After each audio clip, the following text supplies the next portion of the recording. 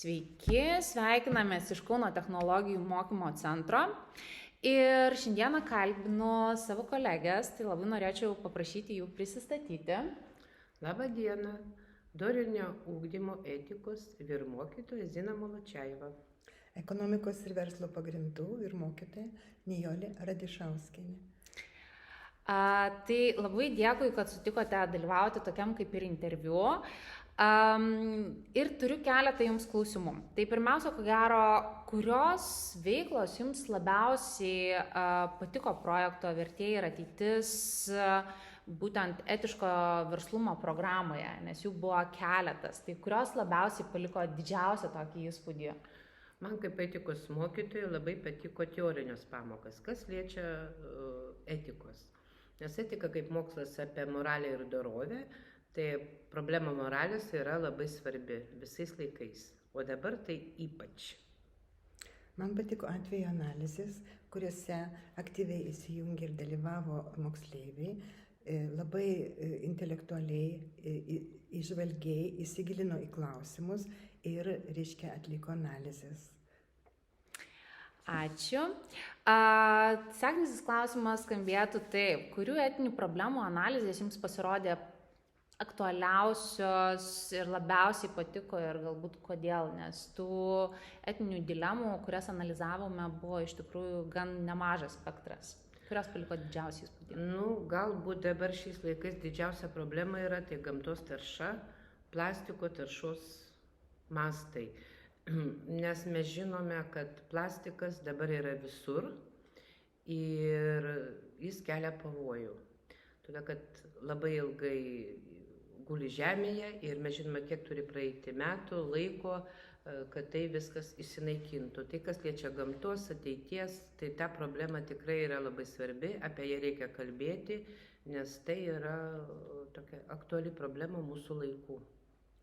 Man patiko klausimai sprendžiami susiję su žmonių etiškos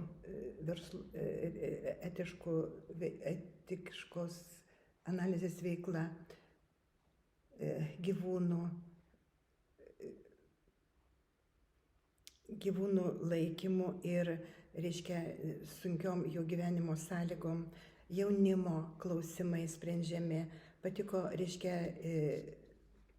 nušviesta medžiaga apie, programą Kaunas 2022 ir kitos temos. Beje, norėčiau paminėti, kad kalbame apibendrintai apie visų 3 projekto metų veiklas. Tai labai šaunu, kad iš tikrųjų, kad mokytojas dalyvauja jau ne pirmus metus ir tikrai atsimena tokius užsiėmimus kaip su Kaunas 2022 projektu. Kurie susitikimai su organizacijų atstovais jums labiausiai paliko, didžiausią įspūdį ir kodėl? Man patiko, nušviesti klausimai, mamų unijos, kur kalbėta buvo apie sunkią labai padėtį tėvų, kurių vaikai serga vėžiu.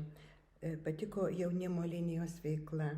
Patiko, kovos su gyvūnų, nepriežiūra veikla, organizacijų Tušti narvai, Lesė, Baltoji banga, klausimai sprendžiami, organizacijos prieš korupciją ir kiti klausimai.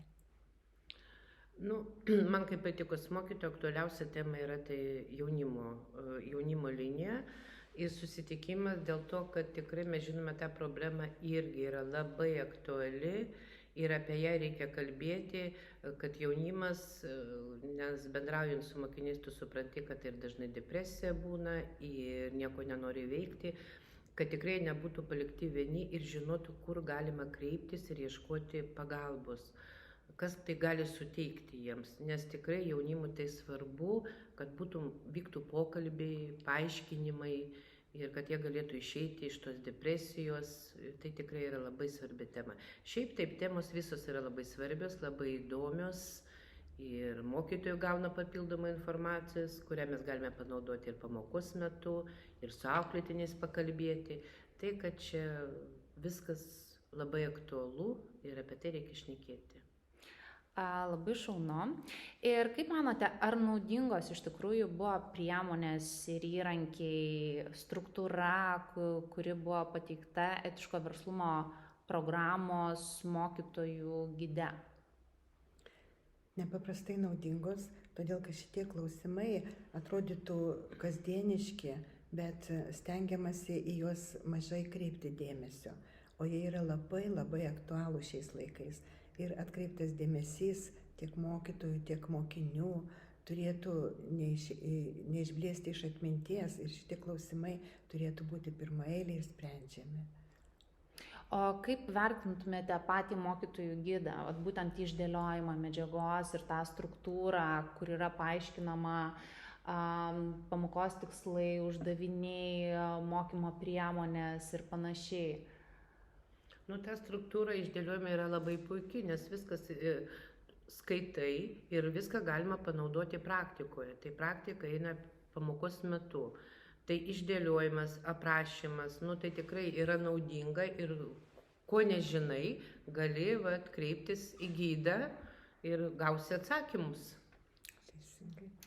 Kaip manote, ar vertėjai ir ateitis būtent šitame projekte naudojama metodologija galėtų būti sėkmingai integruojama į jūsų dėstomo dalyko programą ar ne? Į mano dėstomo dalyką tikrai labai sėkmingai galima būti integruojama, nes etikoje galima kalbėti apie viską. Viskas, kas yra gyvenime, tai yra filosofija, tai yra etika ir bent kokią paimsime problemą, mes galime tikrai apie ją diskutuoti, kalbėti, išklausyti nuomonę, pasakyti savo nuomonę, vesti pokalbius, diskusijas. Tikrai tai yra be galo svarbu.